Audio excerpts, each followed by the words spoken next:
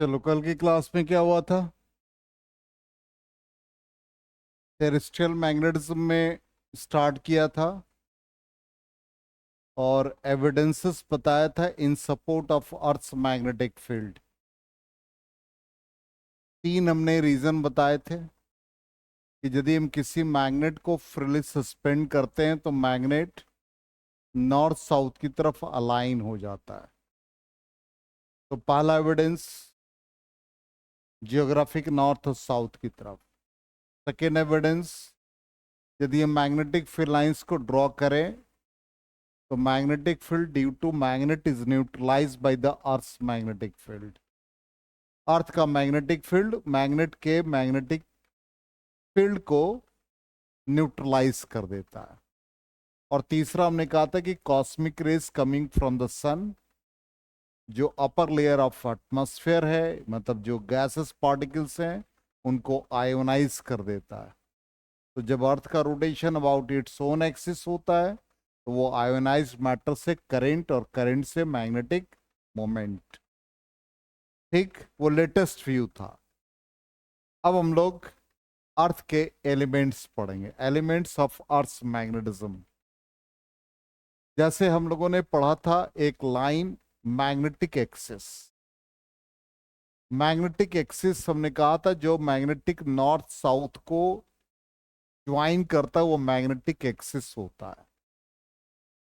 और एक vertical plane जो मैग्नेटिक एक्सिस से पास करता है उसका नाम क्या था? Magnetic meridian.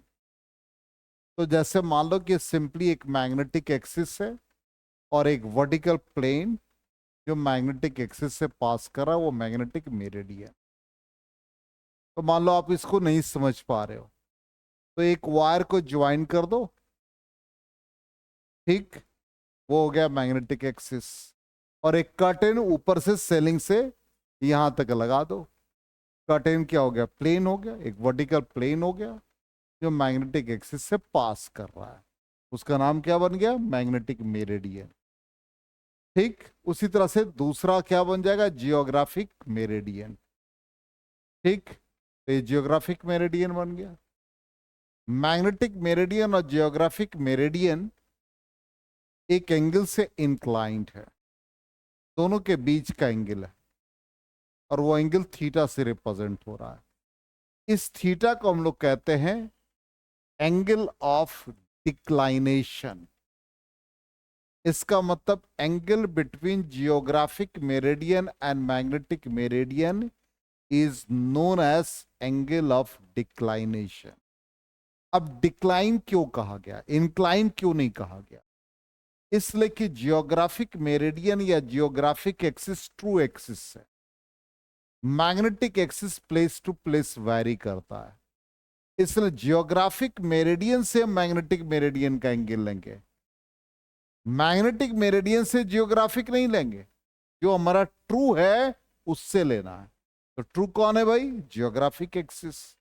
तो जियोग्राफिक मेरिडियन ऐसे है, अब मैग्नेटिक मेरिडियन का ये वर्टिकल प्लेन है तो ये इससे एंगल बनाया, डिक्लाइन हो गया, इसलिए उसका नाम पड़ गया मैग्नेटिक या एंगल ऑफ डिक्लाइनेशन। तो डेफिनेशन भी वही कहता, the angle between the magnetic meridian and the geographic meridian at a place is declination at that place. ये डेफिनेशन हो गया। ठीक, अब यहां पर ये प्लेस टू प्लेस वैरी करता मैग्नेटिक डिक्लाइनेशन, क्योंकि प्लेस टू, ये तो geographic axis geographic meridian fix है और magnetic axis place to place vary करेगा तो थीटा का भी वैल्यू चेंज हो जाएगा। ठीक, अब जब हम इसका वैल्यू निकालते हैं तो कुछ लाइन आता है मैप पर जहां पर कि सेम डिक्लाइनेशन हो जाए, जहां पे हर पॉइंट पर सेम डिक्लाइनेशन हो जाए, वो जो लाइन बनेगा उस लाइन को हम लोग कहते हैं आइसोगोनिक लाइंस। और यदि हमारा ये जीरो डिक्लाइनेशन हो जाए तो उसको हम लोग कहते हैं अगोनिक लाइंस। थीटा का वैल्यू 0 हो जाए तो उसको हम लोग अगोनिक लाइंस कहेंगे। सेम डिक्लाइनेशन का नाम आइसो, आइसो मीन सेम, तो आइसोगोनिक। और जीरो डिक्लाइनेशन का मतलब एगोनिक। आगे समझ में यहां तक? नेक्स्ट पार्ट आ जाए। बिल्कुल वैसे ही geographic meridian, magnetic meridian, angle theta. अब हम एक मैग्नेटिक निडल को सस्पेंड कर रहे हैं। अब निडल का डिफ्लेक्शन जिधर होगा, निडल का डिफ्लेक्शन जिधर होगा, मेरी बात को ध्यान से सुनना, बहुत इजी प्रोसेस बता रहे हैं। हमने एक मैग्नेटिक निडल को सस्पेंड किया। निडल ऐसे है हॉरिजेंटल इनिशियली, ये नॉर्थ ये साउथ। जैसे प्लेस किया, अभी तो स्टार्टिंग में ही है, जैसे प्लेस किया ये इन निडल ऐसा शेप बना दिया। इसका मतलब इसका पॉइंटर ऐसे मूव कर गया, ये रिजल्टेंट मैग्नेटिक फील्ड कहलाएगा। और ये हमारा लाइन हॉरिजेंटल और ये वर्टिकल, ये BH अर्थ का मैग्नेटिक फील्ड और ये BV वर्टिकल कंपोनेंट। और ये जो एंगल बनेगा इसको कहते हैं एंगल ऑफ डिप। बिल्कुल वहां पर वैसे ही होगा जिधर हमारा ये बन जाएगा रिजल्ट। ये देखो एरो बन रहा बी का, तो इधर क्या बन जाएगा बोलो, BH। और इधर क्या बनेगा, BV। ये एंगल क्या देगा, डेल्टा। और इस डेल्टा को हम लोग कहते हैं एंगल ऑफ डिप। समझ में आई बात? Yes no? ये फिगर ड्रॉ कर लो, ये काम देगा।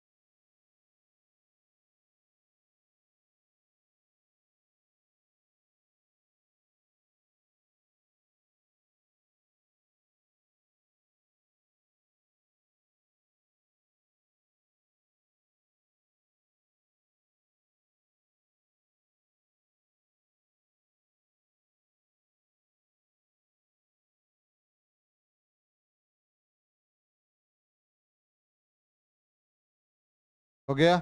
ड्रॉ कर लिया?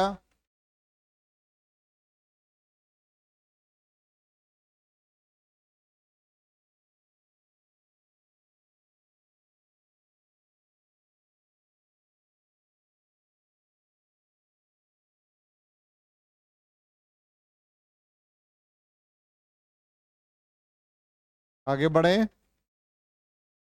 चलो, तो ये हो गया हमारा डिक्लाइनेशन। तो देखो यहां पर बिल्कुल वैसा ही बी आ गया। फिगर में देखो, चेक करो, ये डेल्टा BH हो गया और ये BV बन गया। इसका नाम क्या बन गया, टिप। और एंगल ऑफ इंक्लिनेशन भी कहते हैं, एंगल ऑफ डिप भी कहते हैं। तो डेफिनेशन क्या बन गया, एंगल बिटवीन किसमें, BH और B के बीच। तो एंगल बिटवीन BH का नाम क्या है, horizontal component of earth magnetic field and the earth resultant magnetic field. इसको क्या कहेंगे, एंगल ऑफ डिप और एंगल ऑफ इंक्लिनेशन डेल्टा से रिप्रेजेंट करेंगे। और ये भी वैल्यू 0 होता है एट इक्वेटर और 90 डिग्री एट द पोल। कहने का मतलब यदि हम लोग ये अर्थ का सरफेस ड्रॉ करें तो ये हमारा इक्वेटोरियल रेडियस था। यहां पर डेल्टा का वैल्यू 0 डिग्री और यहां डेल्टा का वैल्यू 90 डिग्री। इसको ड्रॉ कर लीजिए, ये हमेशा याद रखिएगा, ये बहुत बार क्वेश्चन पूछा जा चुका है। तो डेल्टा का वैल्यू इक्वेटर पे 0, एंगल ऑफ डिप का वैल्यू या angle of inclination 0 degree at pole 90 degree.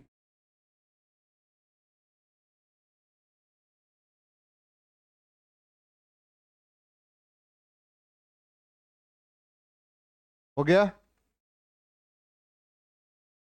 Next point कहता है lines drawn on a map to places that have the same angle of dip, same inclination, means delta का value same हो जाए तो उसका नाम, सेम का मतलब आइसो, और वहां कहता गोनिक, यहां आइसोक्लिनिक हो जाएगा। और जब जीरो देगा तो उसका नाम एक क्लिनिक लाइंस हो जाएगा। ठीक है, चलिए। और एक क्लिनिक लाइंस जब भी बनेगा वो मैग्नेटिक इक्वेटर पर बनेगा। ये तो आपके पीडीएफ में है, इसको लिखने की जरूरत नहीं है। अब थर्ड कंपोनेंट क्या बन गया, इसमें क्या क्या चीज नया आया। डेल्टा था angle of declination, sorry theta, और डेल्टा था एंगल ऑफ डिप। क्लियर। और थर्ड क्वांटिटी क्या बना, बी एच।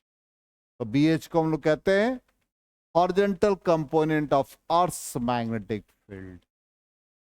अब यहां पर इस रिजल्टेंट को देख रहे तो अर्थ मैग्नेटिक फील्ड का डेफिनेशन क्या बन गया, total intensity of earth magnetic field क्या बना है, क्या होगा ना, अर्थ मैग्नेटिक फील्ड या simply component of earth magnetic field along the horizontal direction is called horizontal component of earth's magnetic field।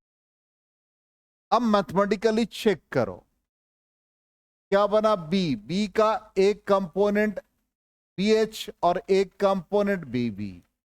इसका मतलब बी एच को हम लोग क्या लिख सकते हैं, बी का कॉस कंपोनेंट। वर्टिकल क्या लिखेंगे, B V is equal to B sine delta. दोनों को स्क्वायर करके ऐड करो तो क्या बन गया, राइट हैंड साइड में B square, left hand side में क्या बना, B H square plus B V square. तो रिजल्टेंट बी क्या बन गया, जल्दी बता दो, under root B H square plus B V square बन गया। तो रिजल्टेंट मैग्नेटिक फील्ड जब भी निकालना होगा तो ये फॉर्मूला। दूसरी बात, अब यहां पर यदि हमको tan दोनों को डिवाइड कर दो, बी वी और बी एच को, तो ये इक्वेशन 1, ये इक्वेशन 2, 2 में 1 से डिवाइड कर दो, क्या बनेगा, tan डेल्टा। आर एच से बना sine by cos, tan is equal to क्या बन गया, B V by B H. तो जब हमको एंगल ऑफ डिप निकालना होगा तो ये, और जब रिजल्टेंट मैग्नेटिक फील्ड निकालना होगा तो ये फॉर्मूला चलेगा।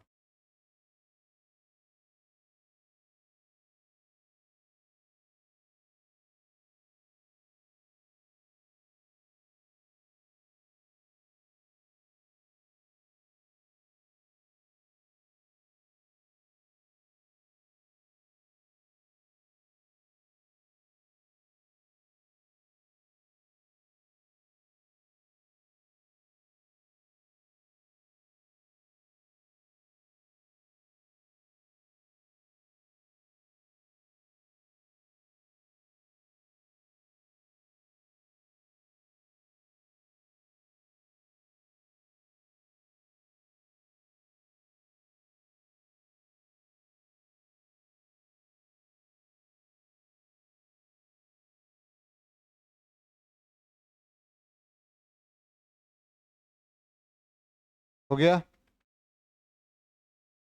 इरेज करें। चलो अब देखो रिजल्ट, यही रिजल्ट है हम लोगों का, tan delta B V by B A.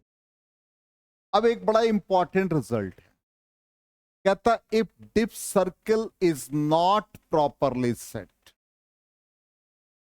But makes an angle alpha with the magnetic meridian, then जो एंगल ऑफ डिप है वो चेंज हो गया। ठीक, अब मेरी बात को समझना, बहुत अच्छा एग्जाम्पल दे रहे हैं। हम लोग बाइक चलाते हैं, ये स्पीडोमीटर है, ये 0 का रीडिंग है, ये 10 का रीडिंग है। अब ये पॉइंटर हमारा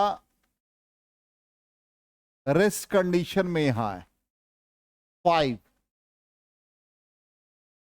जब हमारा बाइक 60 किलोमीटर पर आवर के स्पीड में होता तो पॉइंटर यहां आ जाता, तो हमारा वैल्यू कितना हुआ?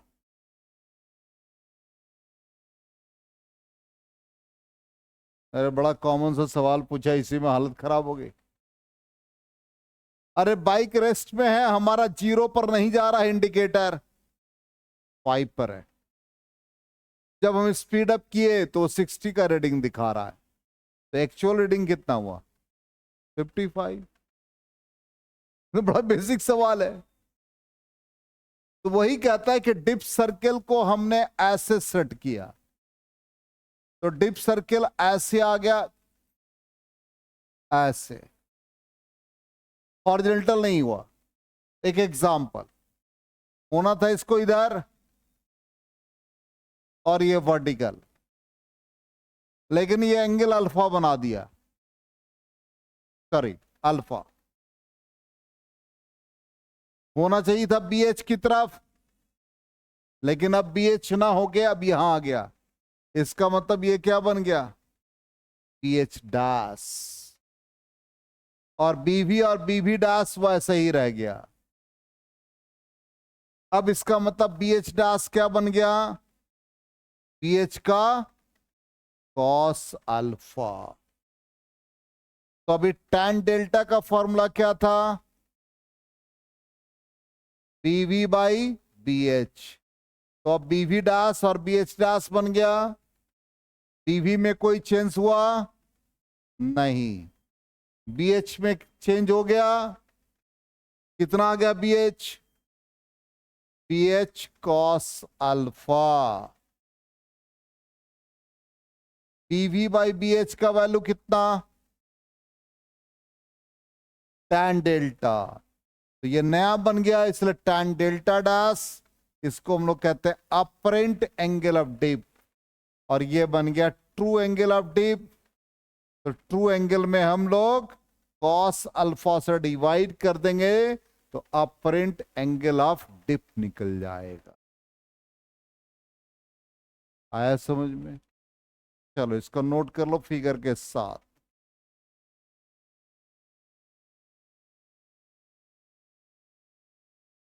ये नोटबुक में रहना चाहिए कि डिप सर्किल यदि प्रॉपरली सेट नहीं है तो अपरेंट एंगल ऑफ डिप कैसे निकालते हैं।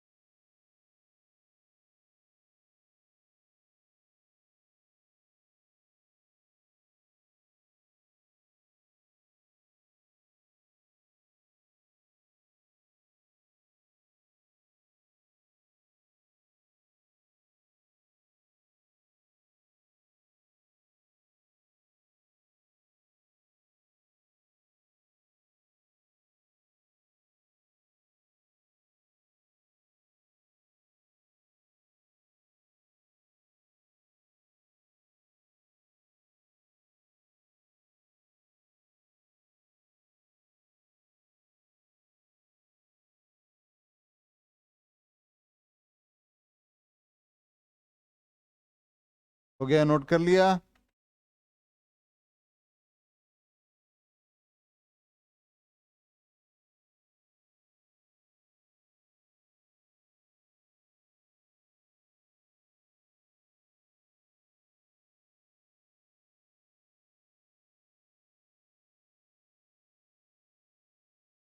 चलो अब आ जाओ, कुछ प्रॉब्लम देख लेते हैं हम लोग।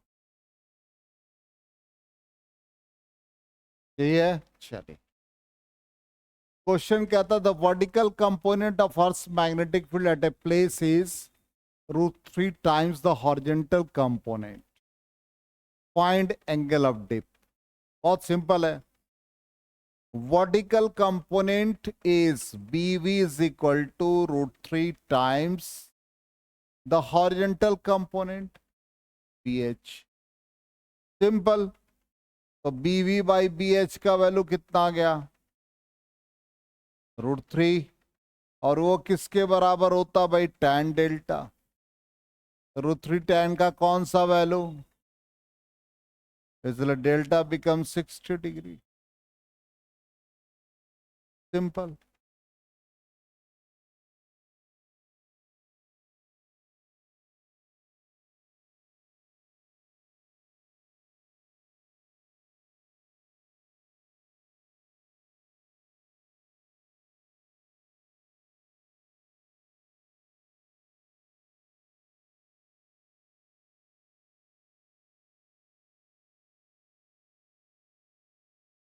हो गया.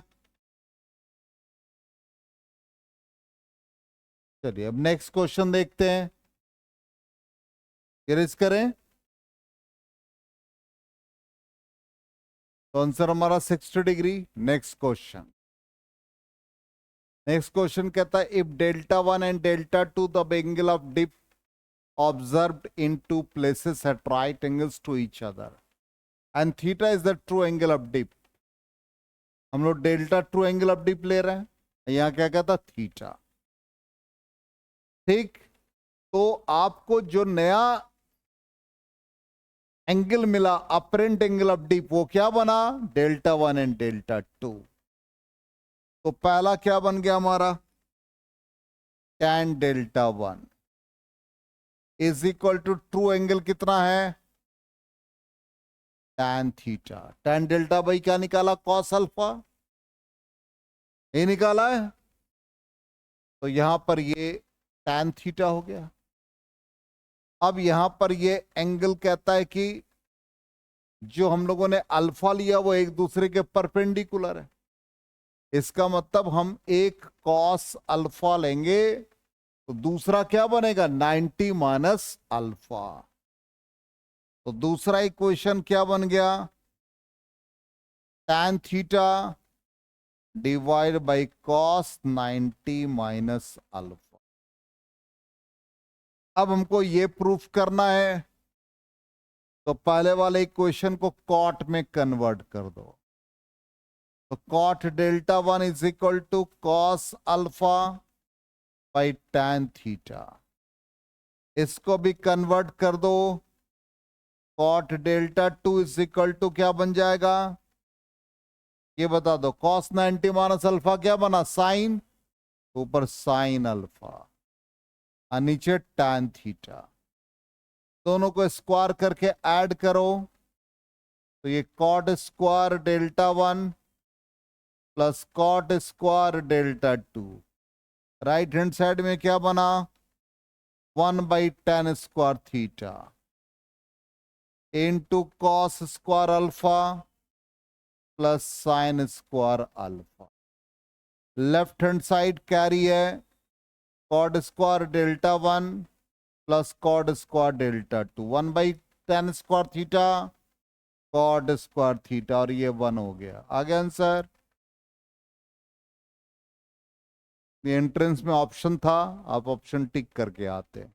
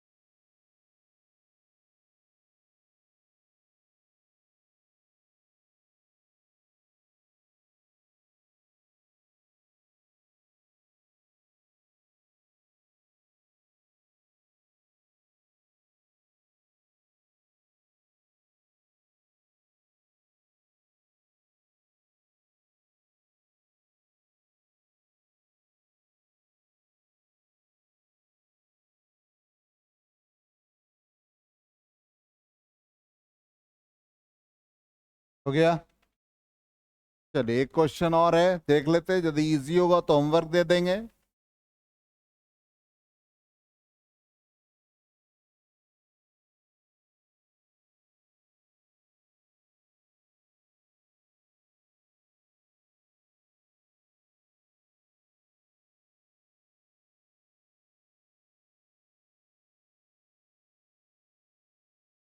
चलिए तो नेक्स्ट क्वेश्चन पे आ जाएं। If a magnet is suspended at an angle of 30 degree to the magnetic meridian, बहुत इजी है, अल्फा दे रखा 30 degree, the dip needle makes an angle of 45 degree with the horizontal. ठीक, इसका मतलब BH कितना बन गया, एंगल 45 डिग्री है, इसका मतलब क्या बना ये, डेल्टा। तो find the real dip. Alpha का वैल्यू दे रखा है, देखो क्या फॉर्मूला है, अरे tan delta dash is equal to tan delta divided by cos alpha.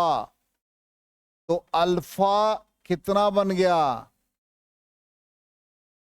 30 degree बना, तो tan डेल्टा निकालना है, तो cos 30 डिग्री, और जो हॉरिजॉन्टल के साथ एंगल बनाया वो कितना बनाया, 45, तो ये tan 45, तो यहां पर tan 45 का वैल्यू 1, tan डेल्टा, ये क्या बन गया, √3/2, तो tan delta is equal to √3/2, delta is equal to 1/tan, tan inverse √3/2। आ गया समझ में। तो ये सेगमेंट हमारा elements of earth magnetic field खत्म हो गया। नेक्स्ट क्लास में हम लोग मैग्नेटिक मटेरियल्स के बारे में पढ़ेंगे।